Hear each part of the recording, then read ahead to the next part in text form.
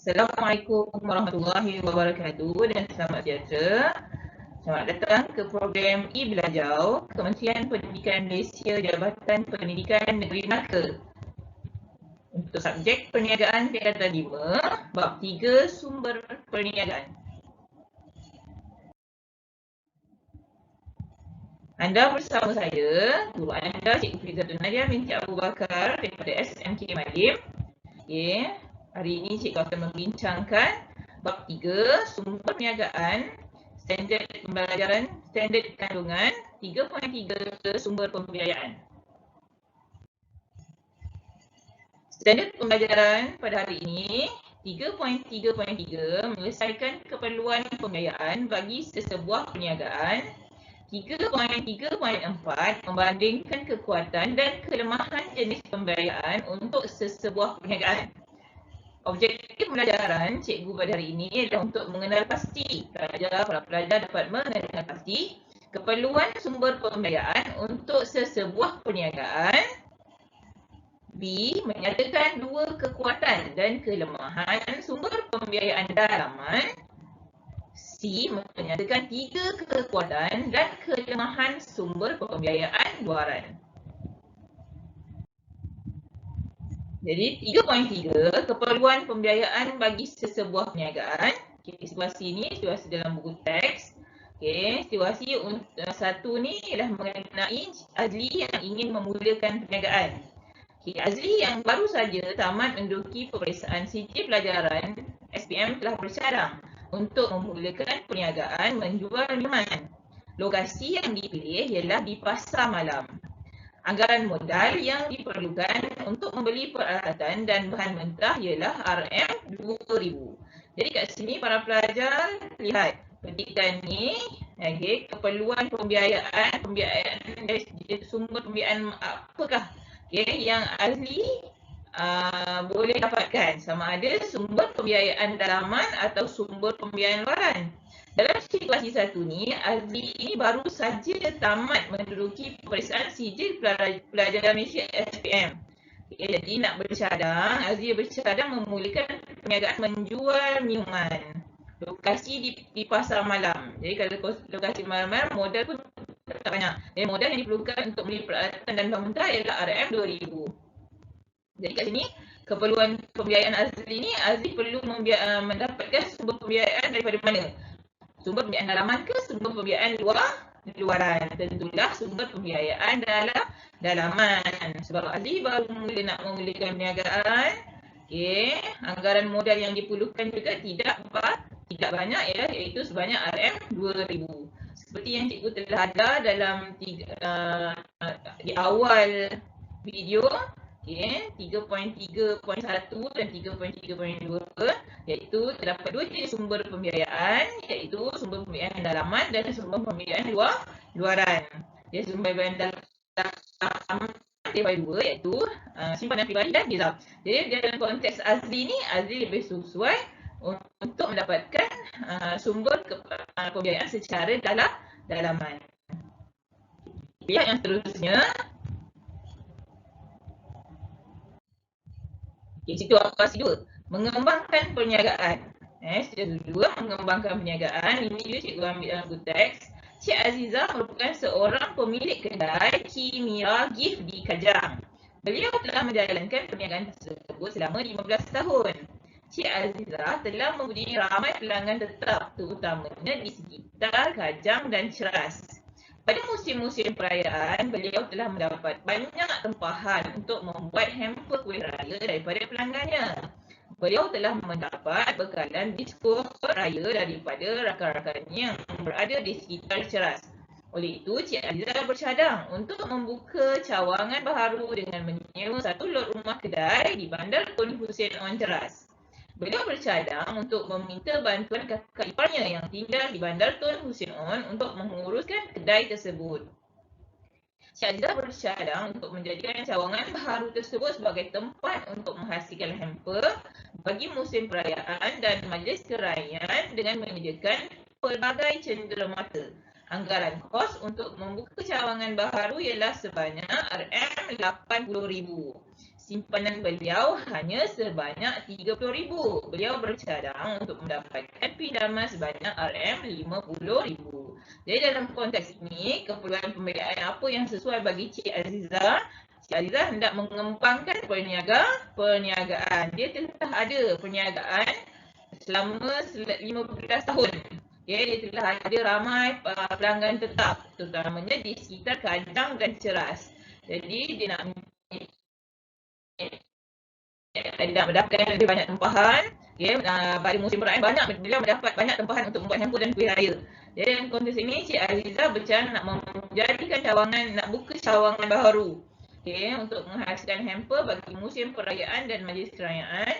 Jadi keperluan pembiayaan apakah yang sesuai bagi Cik Azizah? Keperluan pembiayaannya ialah secara sumber dan luaran. Okay, sebab dia bercadang untuk mendapatkan pinjaman sebanyak RM50,000.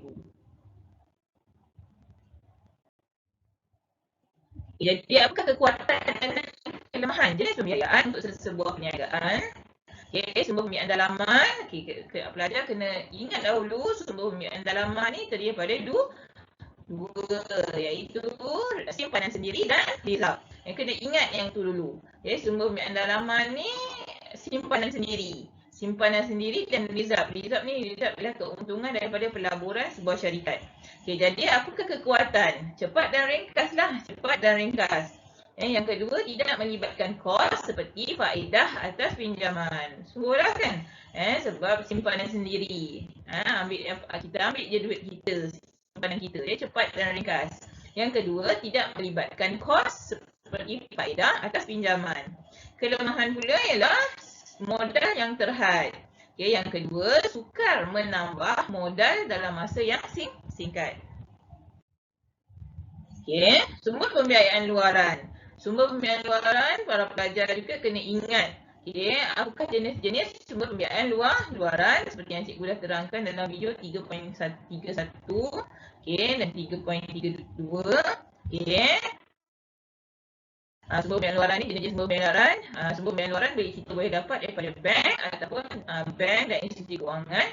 Dan yang kedua, kita boleh dapat daripada agensi kerajaan. Jenis sumber pembiayaan luaran, pajakan, modal permulaan, sewa beli, share, arahnu. Okey, jadi apakah kekuatan sumber pembiayaan luaran yang ditawarkan oleh bank atau institusi kewangan? Tempoh bayaran balik pinjaman dan angsuran bulanan boleh mengikut kemampuan peminjam. Okay, tempoh bayaran balik pinjaman dan angsuran bulanan boleh mengikut kemampuan peminjam. Jumlah pinjaman boleh disesuaikan dengan keperluan semasa. Okay. Kekuatan daripada agensi kerajaan pula. Okay, kekuatan yang sumber pembiayaan daripada agensi kerajaan pula. Okay, memberi pinjaman kepada peniaga yang tidak mempunyai cagaran. Jumlah pinjaman juga boleh disesuaikan dengan keperluan semasa dan yang specialnya daripada agensi kerajaan ni tidak dikenakan faedah. Kalau dikenakan faedah pun dikenakan faedah yang sedikit. Okay, CIMB Bank, Maybank ialah contoh bank dan institusi kewangan swasta. Okay, agensi kerajaan ialah contohnya MARA. Okay, apakah kelemahan pula? Okay, kelemahan meminjam daripada bank atau institusi kewangan memerlukan penjamin. Okay,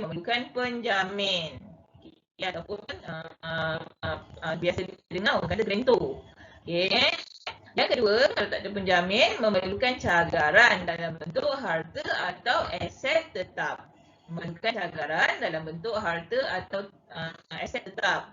Tertakluk pada syarat pinjaman dikenakan faedah yang tinggi. Jadi ada 4 kelemahan sumber pembiayaan luaran yang ditawarkan oleh bank atau institusi kewangan. Yang pertama, memerlukan penjamin. Okay, yang kedua, memerlukan cagaran dalam bentuk harta atau aset tetap. Yang ketiga, tertakluk kepada syarat pinjaman. Dan yang keempat, dikenakan faedah yang tinggi. Okay. Kelemahan dari sumber pembiayaan daripada agensi kerajaan. Okay, contoh Mara Tekun, okay, Agrobank. Okay. Yang pertama, kelemahannya persaingan yang sengit. Okay, sebab ramai yang nak meminjam daripada agensi kerajaan disebabkan kadar faedah yang dikenakan rendah atau tiada kadar faedah. Okay, yang kedua, jumlah pinjaman yang terhad menyebabkan syarikat terpaksa membuat pinjaman berulang kali. Jadi jumlah pinjaman yang ditawarkan tidak banyak seperti bank dan institusi kewangan. Yang ketiga, tertakluk kepada terma dan syarat. Jadi apa kesimpulan yang kita pelajari pada hari ini? Kesimpulannya ini kita mempelajari tentang keperluan pembiayaan bagi sesebuah perniagaan. Para pelajar perlu tahu apakah keperluan pembiayaan dalam beberapa situasi. Kalau nak memulakan perniagaan dengan modal yang kecil, lebih sesuai pelajar meminjam dengan sebuah pembiayaan dalaman. Kalau hendak mengembangkan perniagaan ke tahap yang lebih tinggi, meluaskan perniagaan, lebih sesuai meminjam dengan secara sumber pembiayaan luaran.